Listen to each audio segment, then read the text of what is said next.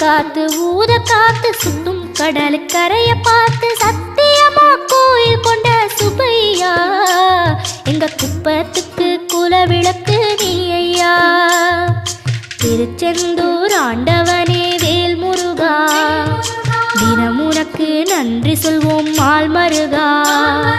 திருவடியில் தவம் இருப்போம் திருமுருகா தீர்ப்பெழுது நலமெனவே வடிவழகா.